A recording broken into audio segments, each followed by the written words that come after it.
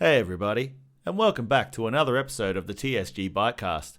I'm your host Steve Tambasoff, and I hope you're all doing well. This week, I had a great chat with endurance cross-country racer Karen Hill. Karen has achieved a lot in mountain biking, considering she came into the sport well into her 20s. In part 1, we chat about growing up in Gippsland, Victoria, racing triathlons, her PhD in nutrition, racing the 2014 and 2016 World Cups in Cairns, her sponsorship with Rio Travel and SRAM Australia, and a whole bunch of other topics along the way. Man, we went on some tangents. It was pretty fun. I really enjoyed this one, and Karen is my first guest on the show that I don't know personally, so I was a bit nervous leading into the recording. She's an absolute character, and the nervousness disappeared pretty quick even before I hit the record button. So let's get cracking, and I hope you all enjoy this episode that I have named Karen Hill, No Hill Left Unclimbed. Enjoy!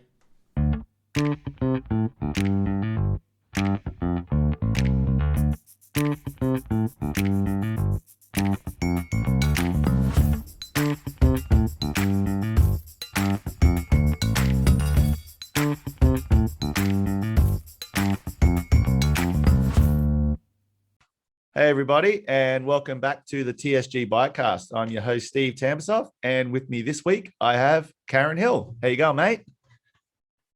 Awesome, Steve. Thanks for having me on. You are very welcome, mate. Thanks for giving up some time to have a chat with me. So generally, like I talk to everyone about in every episode, we tell a history of a person and how they got into riding and where they're at now, and how much riding has influenced and changed their lives. So we want to start back with young Karen. We jump in the Wayback Machine. And so first of all, tell me, where were you born and where'd you grow up? So I was born in Joondalup in Western Australia and grew up in a very small country town in far east Gippsland called Buchan, and probably spent about 15 years there. So we're pretty young when we moved across to Victoria, and spent probably most of my teenage years there, and then a couple of years in Bairnsdale. So sort of all grew up in Victoria, Victoria for a lot of it, and then sort of moved to Melbourne for uni. So it's probably back in about 2005 now. Yeah, right on. Yeah, I actually lived in Perth for a little while, been out to Joondalup way a few times, all out around that area. It's very beautiful. How old were you when you moved to Victoria? Oh, probably 2 or 3. Right. So you didn't yeah. really. Yeah, right on. And then so that was around 2005, and then you pretty much went to school in Gippsland. What sort of sports did you get into as a kid out in those hills? Beautiful area. Yeah, it is a beautiful area, probably when you don't grow up there. But we played, or I played netball and tennis. It was sort of that thing, small country towns sort of revolve around the footy and netball club. Yeah. And then tennis and things like that in the off season. And actually did quite a lot of karate and stuff growing up as well. Yeah, right on. Through that, they remember actually sometimes I used to hate going to karate, but we all did. I've got an older brother and an older sister, and my mum used to come as well. And then but then as I got older and got into other sports and things, I actually was like, I'm so glad that we had to do that. You know, growing up, it sort of, I don't know, instilled a bit of discipline and strength and things in at a young age. So sort of did a lot of random sports growing up, really. Oh, that's awesome. Yeah, karate as well. Yeah, I did Taekwondo as a kid as well, and I totally understand that. They really teach you about discipline and focus and, striving towards something. I didn't take heed of it much, but when I was young, but, you obviously did. It's kind of those lessons learned later on. It's like at the time, it's like, oh, I don't want to be doing this, but I'm sure there was elements that actually really did enjoy. Yeah. But it's probably not till later on and you're like, oh, I'm actually so glad I was doing that kind of sport from a young age. And then so sort of always done something pretty active growing up, and sort of boxing and things like that. Probably a bit later in my late teenage years, into early 20s. when I sort of first moved to Melbourne. And so I kind of got into bikes pretty late, really. Yeah. I did read you're into your 20s. You're right into triathlon and stuff, right? Before that. How'd you get into that sort of sport? It's sort of always, I did a short stint of rowing for a bit in Melbourne, and then I sort of always just wanted to be in my own boat, and you kind of weren't allowed to do that. You sort of had to, progress through the ranks. So I sort of stopped doing that. And then the idea of doing three different sports just really appealed to me. Yeah. And then I came across a come and try kind of thing with OHara Try. And so I did that and just loved it. And so I sort of kept doing that for a few years. And now I look back and I have no idea how I fitted training for three different sports in and everything else that was going on as well. Yeah, But had you tried any sort of cycling before you got into triathlon, or was it just like throw your leg over a bike and do it?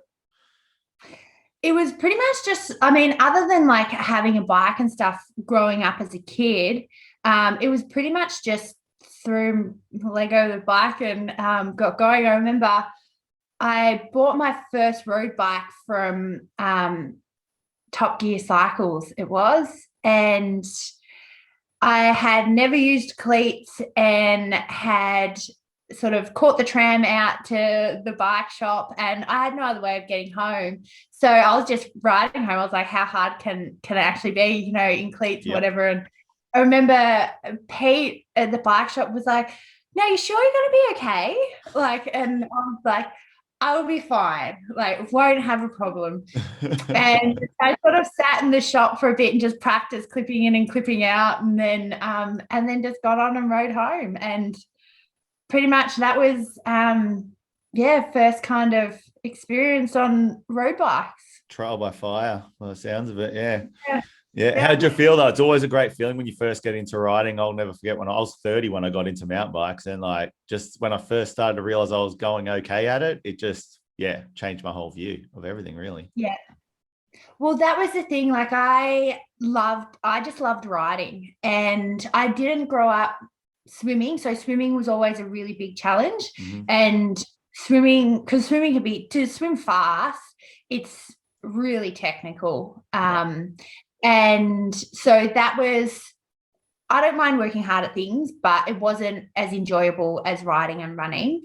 And I just loved riding my bike. And I can't remember exactly, after a few years, I had a friend who worked at a bike shop in Warrandyte at the time, and they were all into mountain biking. And so they used to tease me for doing triathlon in a nice kind of, friendly way. But I was sort of like, well, if you get me a mountain bike, then I'll come mountain biking. So they did, and sort of went a few times and loved it, but I was still sort of doing some triathlon stuff. And then at the end of 2012, did a trip over to France and did triathlon and over there. And before I'd gone over, I'd already made my mind up that was going to be the last triathlon that I did, and I just wanted to ride my bike. Yeah. And so I got back in August of 2012, and then just rode mountain bikes ever since, pretty much. Just loved it.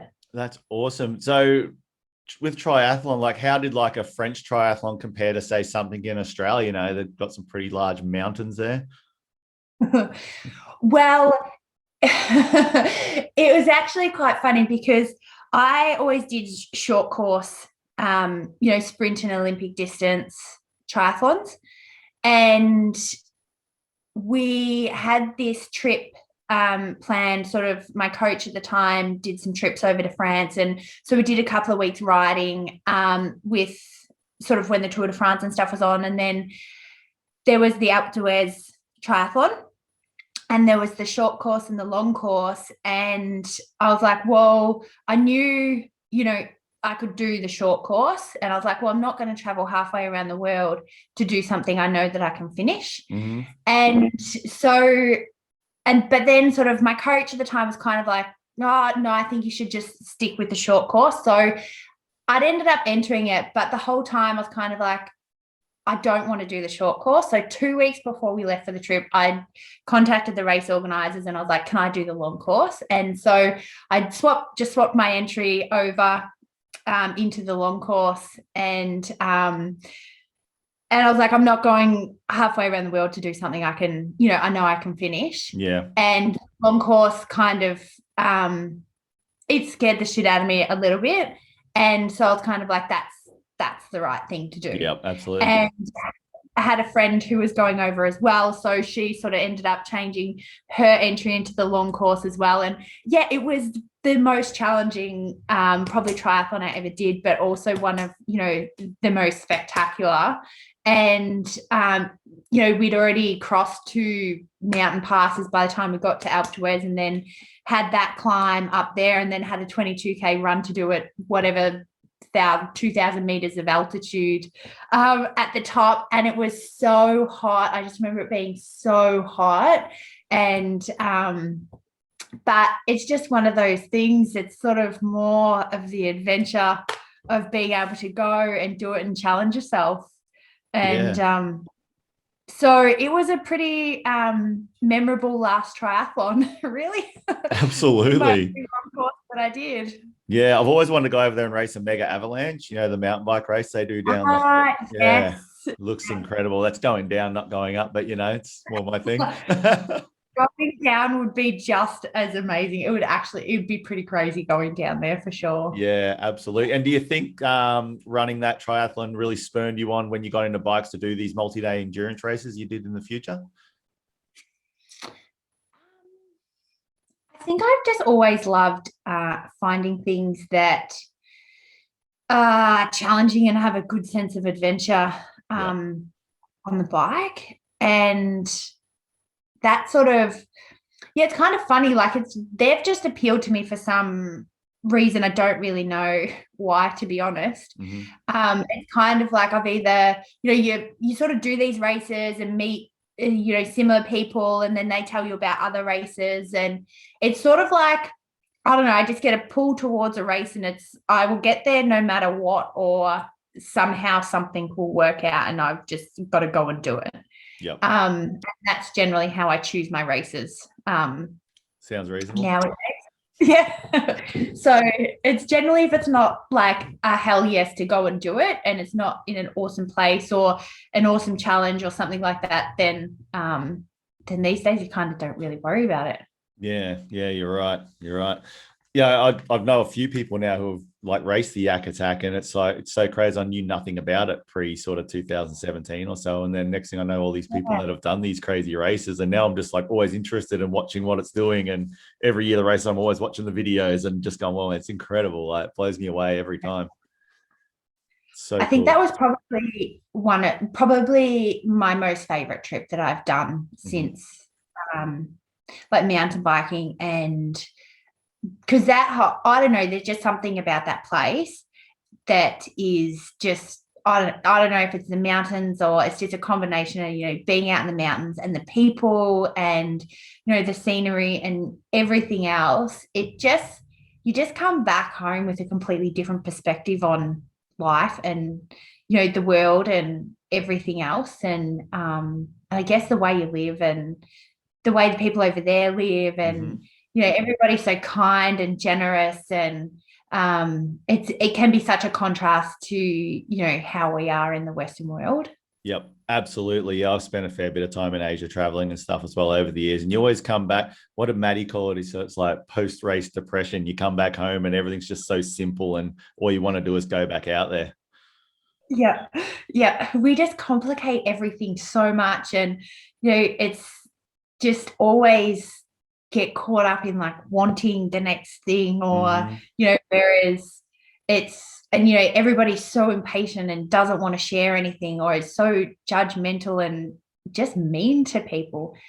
But over there, I'm sure it's probably there as well. We maybe just don't see it in the parts where we are, or the small section that we're in. But it's just that simple country life, I think.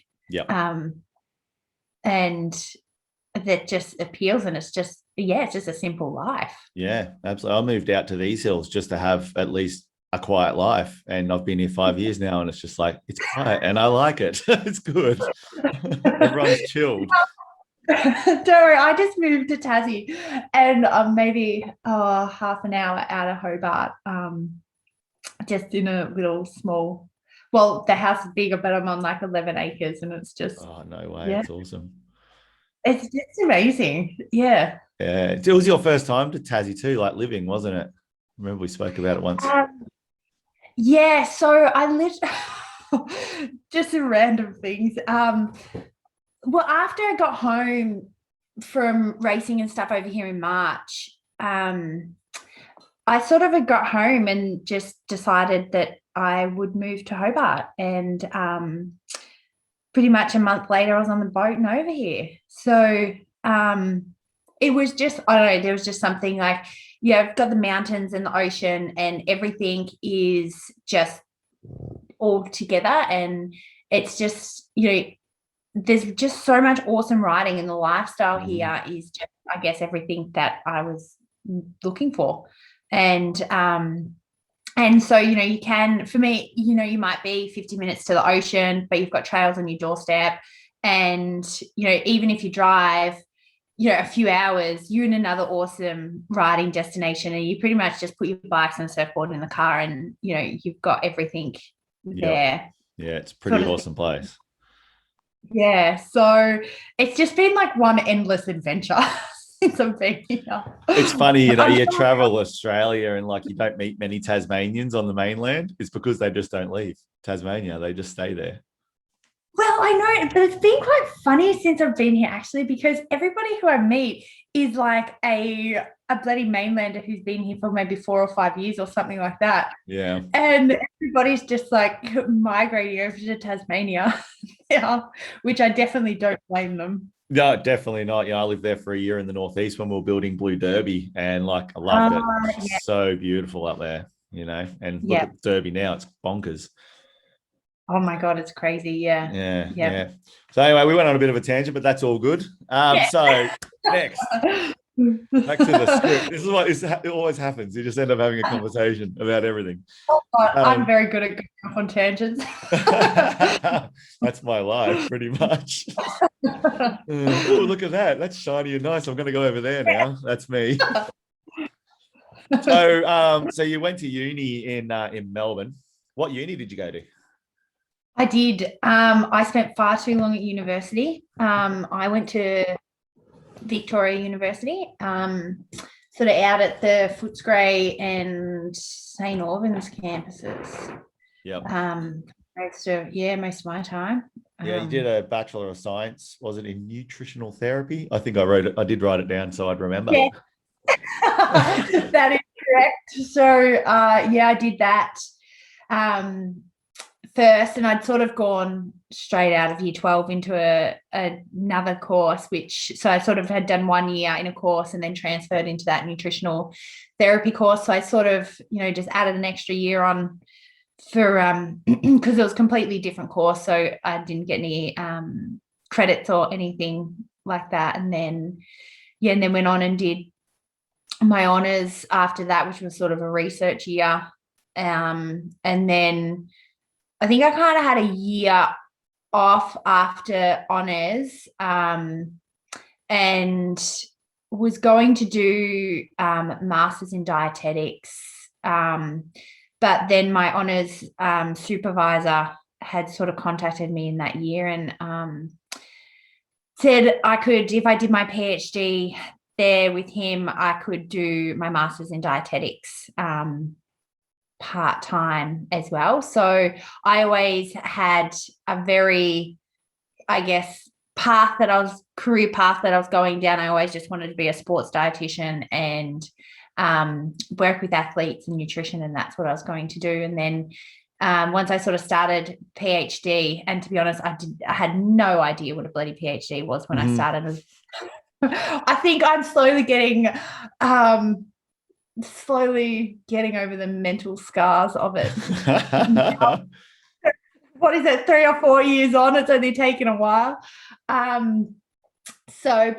my studies ended up being too big and ended up having to defer dietetics because I just couldn't fit everything Keep in. up. But I was doing triathlon at the time as well, and I've just never been willing to give up sport to fit other things in. I guess that's probably, sport's always been a massive part of my life, and it's and I've sort of prioritized that over probably anything else. Which is fair enough. Done that for a long time, thinking about that now, and still do it now. So, are your family as well quite sporty? Because I know your sister's quite sporty too, right? What about your whole family? Are they all into it? Yeah, mum and dad. So, so mum and dad do. They sort of do quite a bit of adventure motorbike riding and awesome, and that sort of thing. And they keep pretty active and healthy and out on paddle boards, and they sort of, they're pretty adventurous as well. They're just sort of selling up our or their house, I call it ours, their place down at Venus Bay, and sort of going to do I guess a great nomad thing for a while. They've got a big caravan and some e-bikes, and put them in the back and then head out, and they'll sort of stop wherever and do some work on some outback stations or wherever their next journey takes them, really. So I guess it's sort of been kind of instilled. It's just we're all a little bit nomadic, I guess, in a way. Yeah, very similar to my family. We're the same. My parents traveled a lot, and we all took off and traveled when we were old enough, and we were gone. We never went back, really. Yeah, yep. And same, like my sister is, well, she's probably a little bit more settled now. We've sort of swapped places quite a bit because she's got a couple of big dogs, and rescued a couple of dogs and bought a house and that sort of thing. And she's always sort of been the one that'll pick up and move interstate and go somewhere else. So now, while she's settled, I'm doing the interstate part for it. Yeah, just sharing the love. yeah. But no, she's into sort of her weights. She's probably been maybe a lot more strength based in terms of the things she's done. No, I've always sort of been a lot more on the endurance side of things. And then I say my brother keeps the partying up for us all. Yeah, I understand. I'm the youngest of three, two older sisters, and I was always the one that partied. Yeah. It's across all of us, it's balanced. Yeah, that's it. Yep, sharing the love around. That's so cool. So what was your plan after you did your PhD? Like, you're obviously already into mountain bikes by that point, right? And racing. Yeah. Because it was sort of towards the end of that. I'd sort of finished. It was a bit messy towards the end of that. So I was sort of racing. It was back then when they had the sort of national cross country series, and and I was sort of new, and I guess I kind of picked up mountain biking pretty quickly, and relatively easy, I guess, in a way. So I was sort of trying to race that national series and do a PhD and work, and so got a bit burnt out sort of towards the end of that, and finished like all the data collection for my PhD, and then I was never going back. I sort of remember I finished my last study, and it was like the 16th of December, and as soon as I just walked out of the lab, everything was a mess, and I was like, I'm done. I can't go back. I don't even want to have to look at that again. And probably took me 2 years. It took me like 2 years before I could go back. I sort of tried a couple of times. I was like, okay, go back. And I needed to write up my thesis pretty much. And I think both times I went back, I lasted about a week, and I was like, nope, not doing this now. And I was in New Zealand, spent a couple of months over in New Zealand racing, and I was running my nutrition business then, and I was doing it all online. So I could sort of work from anywhere.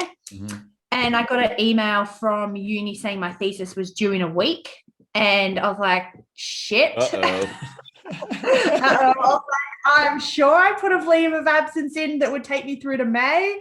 So that was kind of my kick up the butt to either finish it or throw the towel in. And I'd sort of had too much to do, but it was kind of meant move back home and finish it properly. So I sort of had a bit of a break from the bike and needed to actually just get that done. I just couldn't finish all of that and do everything all at the same time. So yeah, that was probably had an 8-month break off the bike then, and that was probably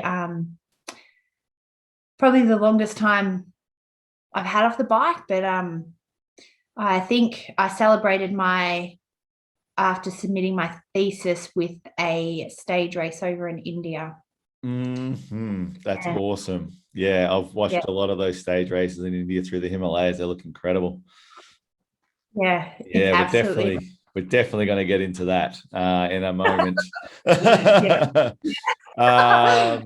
So it was like 2016. You started to sort of be known around the place. Everyone started seeing you out racing more nats and state champs, and you were top 5 in a bunch of them, and you're really starting to show your face around the place. Was that when you sort of knew that you were going to have a proper go? Yeah, it's kind of weird, like coming into mountain bike late, and it's sort of, and I still find it now a little bit, if you don't come through the junior ranks, it's sort of it's kind of a weird thing. Like, you don't necessarily have a pathway to go anywhere, if that makes sense. So it was sort of, did a lot of the national races and things like that, but you kind of get sucked into the vortex of just racing for the sake of racing, and it's sort of part of a series. So it's like, oh, I've got to do it because it's, that's what it is. And yeah, so I don't know, I've never really thought that much about it. I've always just, enjoyed racing the majority of the time. And just sort of floated along with wherever it's taken me. Yeah, that's awesome. Well, it's the funny thing with racing, especially in Australia, over the last sort of, 5 to 10 years, it's grown so much, and there's just so much more racing going on in all disciplines. It's pretty amazing. You're sport for choice nowadays. Yeah, there is so much more choice. And I think I'm a little bit more intentional these days with choosing races and things like that, because there is so much to do. And now it's, you could race all the time if you really wanted to, but now it's sort of like, if there's races, it's either got to be a good location, fun trails, or something like that. And if it's not, then it's a little bit, I think I'm just a little bit more intentional of where I'm going, or what I want to. Well, you've definitely moved to the right place, mate. The amount of racing that's coming up in Tasmania over the next 12 months, like, it's getting 2 Enduro World Series rounds. That is just so bonkers. I'm definitely down there for that. I can't miss it. It's crazy. Oh, I know. It's pretty crazy. But the crazy thing is, I don't think I'm actually here, because at the same time as that, there's a stage race over in New Zealand, and which coincides with the EWS round at Medina. So, and then sort of being that time of the year as well, it's sort of a good time to kind of go and ride, Old Ghost Road and Heafy's Track and things like some of those just rides that I haven't done and I've sort of wanted to do for a while. And sort of, if I'm sort of over there at that time, kind of extend my trip a little bit. So New Zealand's pretty terrible too. It's a terrible place to ride. Been there over a few times.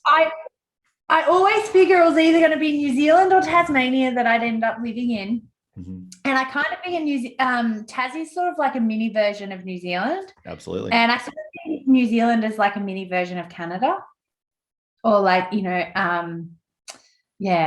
So I kind of figure, like, now I'm here, I'm like, I don't even need to go anywhere. I've got everything I want on my doorstep now. Oh, the amount of trails that are being built now too, like, Wild Mercy just opened, and Dirt Art are building in, what is it, on the west coast? I think it's Georgetown or something. Queenstown, yeah. And I think there is, they're going in everywhere, and there is more trails, I think, going in Georgetown up north. So yeah, there's heaps more being put in. Yeah. Have you ridden like the North-South track and stuff yet in Hobart? It's pretty rad. I enjoyed that. Yes. That was the first time I rode that, I actually didn't realize, but I was riding up it, and it was part of when I did the pedal to empower ride this year. So just pretty recently. Yeah. Yeah, it's pretty. It was very what they had like an endless budget for it, and that's why it's got all these amazing log rides, and all the rock work is just spectacular and beautiful. You know, it's just like this huge, big push by the government. That was years ago. Like, yeah, it's crazy. You look at it now; it's like I think, millions and millions of dollars gone into biking now. yep, heaps. I think they might actually be doing some, I'm not sure if it's dirt art or wheel trail, one of them might be redoing some parts of it or Yeah, something else. yeah, I know. Yeah. I know. I can't remember. I can't remember the name of the company. It's a small company owned by a guy named Jack O'Hare. I used to work with him years ago. He was rebuilding a bunch of the Glen Orchy bike park as well at the base of North South. Ah, yes. Yep. So it might be those guys. Summit Trails, they're called. Yeah. So it might have been those guys, Ah, yeah. which is pretty rad. I'm coming down in January to ride everything for a month. So I can't wait to just see how far it's come in the last few years. It's like, yeah, it's going Oh, to be bonkers. that would be so great. And if you've got a month as well, like that gives you, a good amount of time to not have to rush around everything. Exactly. I don't like to rush when I'm on holidays. It's like it's not a holiday if you got to rush, right? That's very true. Yeah. Yeah. So the next thing I want to chat to you about, you also went to Cairns and raced in the 2016 World Cup. I did, yes. Yeah, so it's funny because I worked on those trails as well in 2014. So a lot of that cross country course I built with Reese Atkinson and Evan Winton from World Trail and Ryan Delarue. So Yeah. yeah, how'd you find the course? What'd you think of it? Um, I had actually, I think it actually may have been 2014. Was there the World Cup in 2014 as Yeah, that well? was the first one. That was the So, first one. so I actually went up that year as well. And I'd only been riding for a couple of years. And so I'd qualified for that, and I went up, and that year I remember the course being a lot harder because I think I crashed out 2014. And then 2016, a lot of the features weren't quite as technical or as hard. They ended up shortening the course as well. They took two of the pinch climbs out, if I remember correctly. Yeah. Yes, they did. That's right. Because there was one section, I can't remember, it was a descent maybe as well that they had taken out and sort of changed it a little bit through there. Yeah, there was I remember what was the early day of dropper posts, and I remember specifically Glenn Jacobs saying to us when we were building it, he goes, by the end of this race weekend when we hold this World Cup, we want to see everyone putting dropper posts on their bikes. And so and because it rained so much, everyone started putting dropper posts on because the Jacobs ladder section was so steep. And yeah, and Glenn's like, we won. We did it. Yeah. Yeah.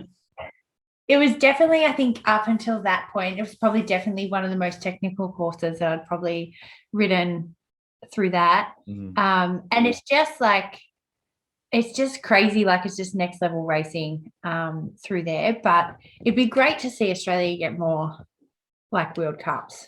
Absolutely. Cross country. Yeah, cross country, definitely. Like that. Yeah, there's some great like riding locations and stuff here, I reckon. Yeah. To be able to have that. Well, you look at how far Enduro World Series has come in Australia now, like Derby's 1-2 trail of the series awards. And it's just, yeah, it's crazy to think that Australia is up there now as one of the world's best, racing destinations for enduro riding, when you consider there's riding in like France and all these countries that have these massive mountains, and we don't have a lot of elevation, so it's awesome. Yeah, it'd be interesting to see, how it, and I guess enduro riding is really taking off in the country as well. So, races and stuff, I guess, would generally help that a lot as well. Yeah, absolutely. So when you were racing the 2016 World Cup, there's still a fair few big names in there. So there was like Annika Langvlad, Emily Batty, Beck McConnell. Have you ever raced against Beck much over the years, Beck McConnell? Yeah, so nationals last year. This year. And she used to do a lot of the national series as well, or when she was here, some of those races. She did Otway this year as well. But it mainly probably not for a few years, because it's probably only been the last 2 years that I've sort of been back racing a lot.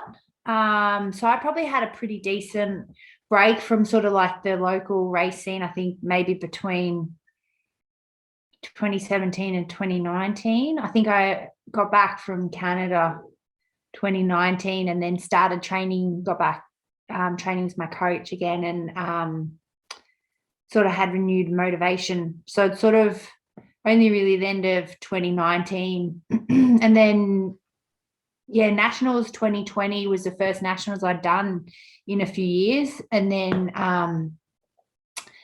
this year. This year was pretty epic for you as well. Nationals looked bonkers down in Medina. Looked pretty wet, and I heard the course was pretty hectic as well. It was, look, I actually have no complaints with the course, to be honest. The weather was crazy, but the weather and the courses are it's all out of our control, and we're all in the same boat on race day. So I guess a lot of it comes down to who can handle it mentally, and also I guess choosing the right equipment and that sort of thing, because I think quite a few of the girls had issues with their bikes and that sort of thing, probably, as well as it was hard to stand up in the mud and and that sort of thing. But it's just we're all in the same boat, I guess, on race day. So you kind of just got to get out there and have fun slipping and sliding around the mud. Yeah, absolutely. And when Medina gets wet, it's wet, very wet. Yes. But it's actually funny, that was the first time I'd ridden at Medina, like in the sort of in wet conditions like that. Like I'd been over there maybe a couple of years prior, and spent like most of like a Christmas and New Year's and another sort of trip over there, and maybe I had like 1 or 2 sort of semi-wet days, but never like nothing like how it rains now. So, it's always on race day, right? It's always on race day. Yeah. And I stupidly was like, it was so dry and dusty. I was like, I'm not going to change my tires. I'm just not going to worry about it. A bit of rain, it's just going to, it'll just settle the dust. And I was like, that was a really poor decision. Yeah. Very, very poor decision making on that. So lesson learned. Yep. But it was a long cross country race, that's for sure. Yeah, definitely. I run a lot of mountain bike events for Falls Creek, because I've run the bike park up there, and I don't think we've ever had a race that doesn't have some sort of snow, hail, or rain on it in all the years I've worked there. It's just crazy. I'm just always prepared to be shoveling snow off trails in like November. It's just crazy. You just got to take it all on the chin and just go forwards, I suppose. Yeah. I guess it's part of the fun, really. Exactly right. I hear you. I agree with that. I do enjoy wet riding sometimes, if you're with a good crew, and you just get Yep. It's probably just more my poor bike. Oh, I know, right? Yeah, drivetrain killer. I hear you. Yeah. So speaking of bikes, so you've been riding Rocky Mountain. Did you ride a Rocky Mountain from the start, or how did you get involved with them? Yeah, so I've ridden pretty much. I had one old giant XTC 26-inch wheels for maybe a couple of months, and then I've always ridden a 29, like always been on a Rocky Mountain, either their Vertex, so their hardtail, or an Element, like their cross-country bike, sort of for the whole time. And sort of got into the bike shop in Warrandyte at the time, they actually used to have a demo hardtail that Derek used to lend me to race on. And then he ended up getting me my own bike. And because I remember he didn't know it was my birthday, but on my birthday, he's like, oh, can you come into the shop? I've, got something. And so then they'd got me my own bike, so I didn't have to keep using the shop demo bike to race on. That's for awesome. ages. And so then I'd sort of been on them through different bike shops that had sort of helped me out. And then when OHara shut Rocky Mountain, I just went through them sort of direct. And then, and then Simon Ross, who was there, he left at the time. So I sort of haven't had a lot to do with them sort of over the last couple of years, but just been still riding that bike. Yeah, they're good bikes. Couple of years, yeah. It's lasted well. Like the amount that I ride that bike and that sort of thing, it's lasted really well. I can't say I wouldn't even bother selling that frame when it comes time to upgrade or get a new frame. It's definitely been ridden into the ground, that's for sure. I've got a few dead frames just in around the corner in the next room that just like pile up and like, not getting sold. Yeah, I was like, I couldn't do that to somebody. All the other ones have been fine. Like I've turned them over, within a year or something like that. But this one has sort of stayed around for a bit longer. And but yeah, it's definitely been on some awesome adventures. Yeah. I look at those frames in the other room and just go, oh yeah, remember that time? Oh, I remember that time. That was awesome. Yeah. Remember that time I broke it? Yeah, that was awesome. So you're also involved with SRAM Australia too, aren't you? Yeah, so which has been pretty lucky because like when I came on with SRAM, well, maybe 18 months ago now, everything sort of got upgraded and that sort of thing. So it was like pretty much a brand new bike anyway. And it's kind of funny now, racing with amazing equipment. And I never had that before and never really worried about it, to be honest. It was sort of like, just race whatever you got, so long as you got a bike that works. That kind of I guess was all that I was like, that doesn't matter. But then once I'd sort of got my bike upgraded with SRAM stuff and everything else, and I was like, oh my god, it makes such a massive difference. Even just dropping out a lot of weight out of the body, and even how the forks and everything function and going wireless and stuff. I was like, this is a whole new world. And racing, I was just like, wow, my bike is so much faster now. So it's you can now see, it does make a massive difference having and being lucky enough to have, awesome equipment to race on. Yeah. How do you find all the wireless stuff? I actually really love it. And apart from, the changing and the efficiency and the changing and everything else, like I just have a lot more confidence in, I go out and do a lot of long sort of rides and stuff on my own. And, I can go out and just throw a spare battery in my backpack and kind of just have confidence in my equipment that it's going to be fine. And, if something does happen, I can fix it. Yeah. You don't have to worry about cables. You don't have to worry about anything else. With that, just make sure your batteries are charged and that sort of thing. So that actually, I just have a lot more confidence in everything that I'm running now. Yeah. And, you can even stuff like, Medina and the conditions that we had there, bike doesn't skip a beat, even in, mud that thick.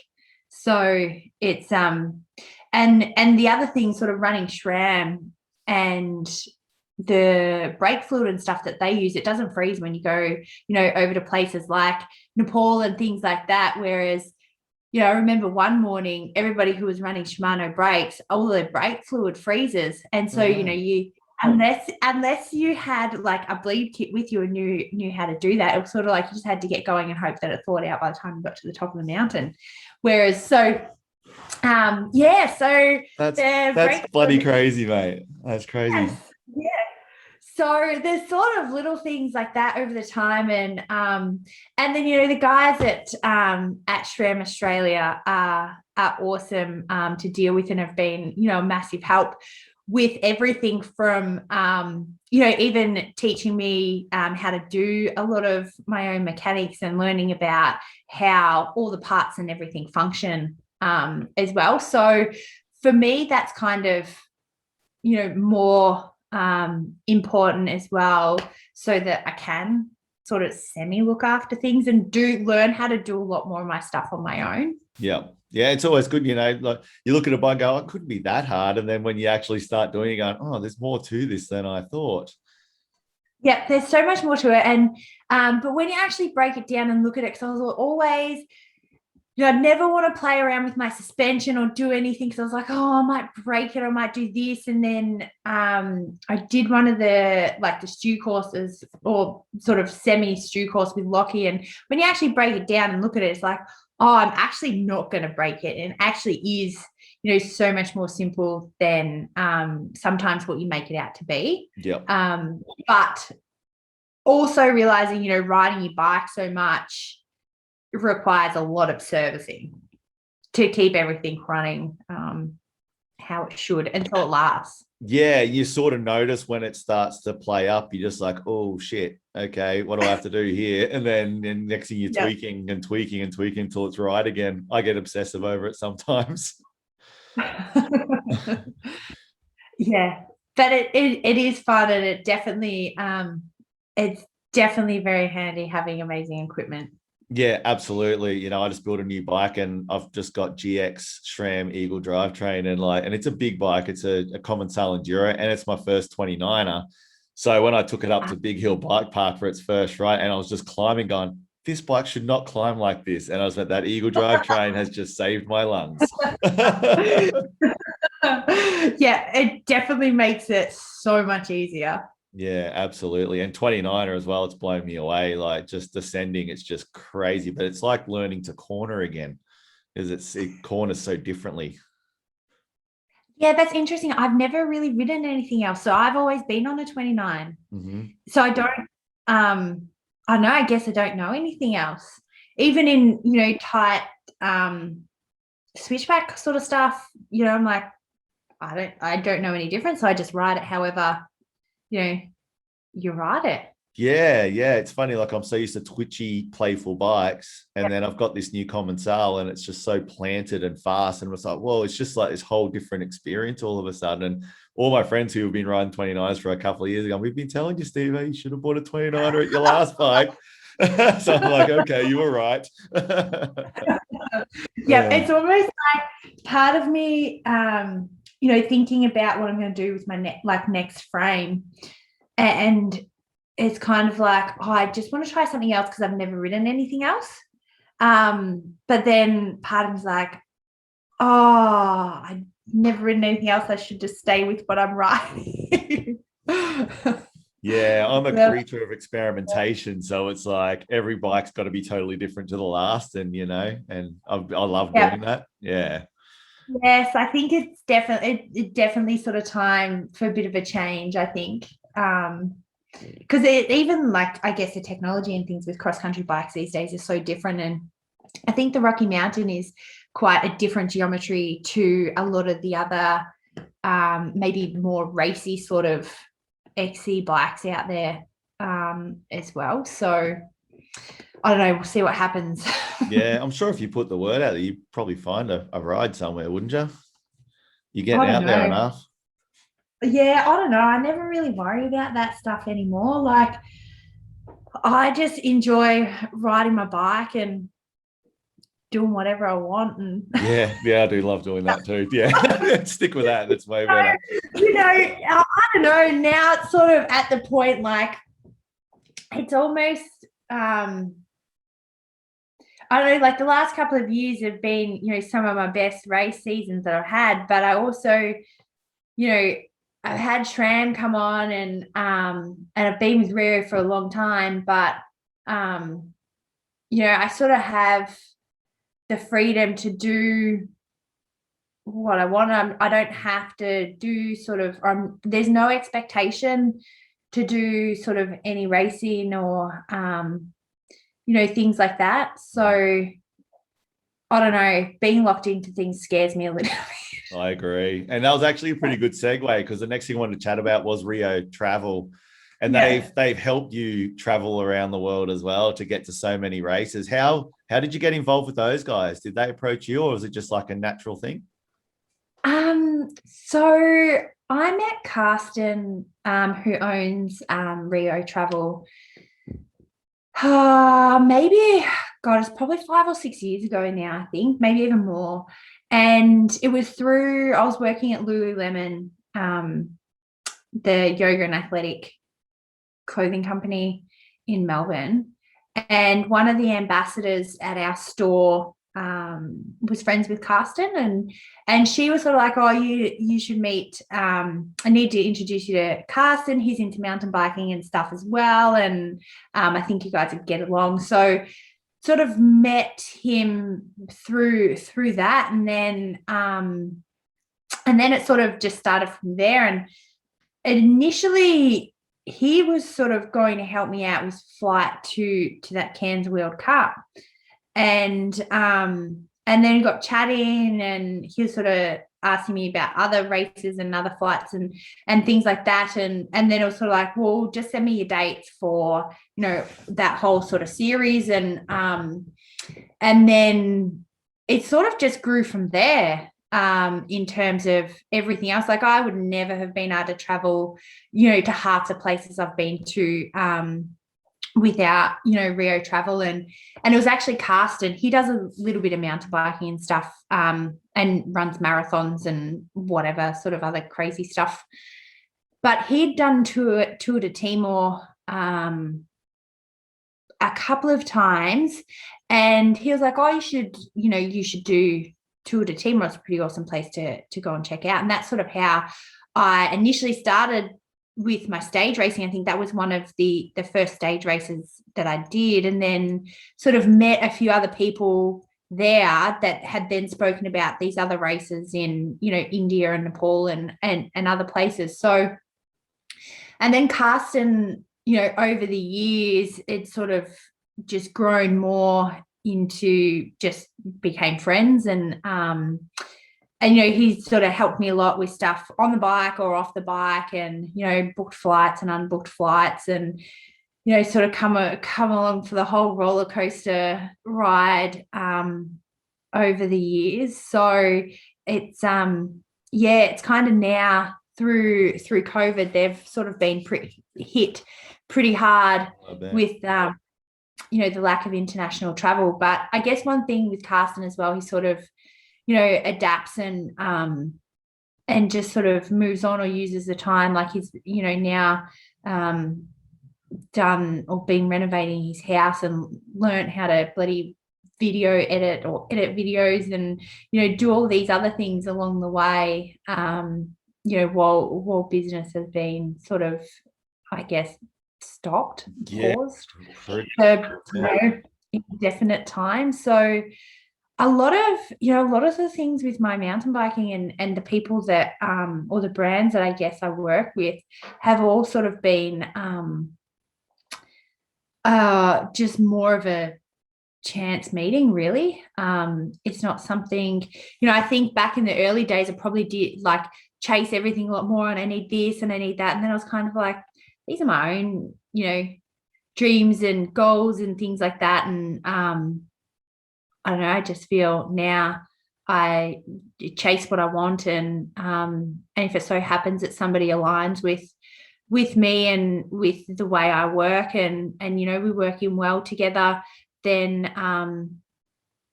it happens. And if it doesn't, it doesn't.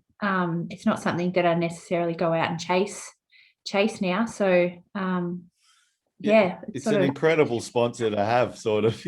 What a that's pretty lucky, and getting into stage racing and being able to have a sponsor that helps you travel is just like the dream come true for a lot of riders, right? Because getting to these countries is one of the hardest parts.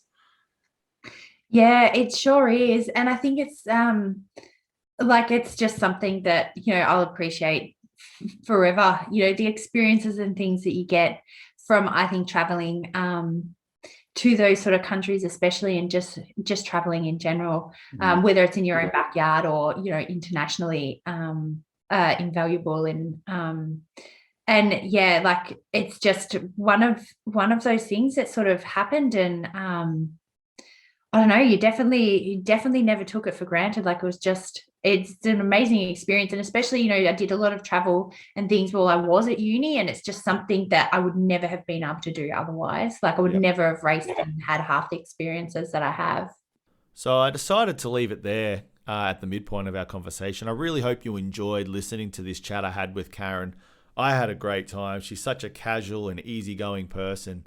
And it just felt like everything flowed quite well. She's had such an interesting career and life with racing, and I'm so glad I got to share part of her story with you this week.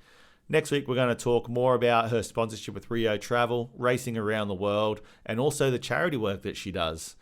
So I really enjoyed the second part of our conversation, and I really hope you enjoyed this first part, and I would love it if you would subscribe on your respective channels, Spotify's or whatever's. Check out the YouTube if you want to see the video of this part with Karen and I having a chat, if that's what you're into, on That Stoked Guy. You can chase me around and see all the wacky stuff I'm into at the TSG Bikecast on Instagram.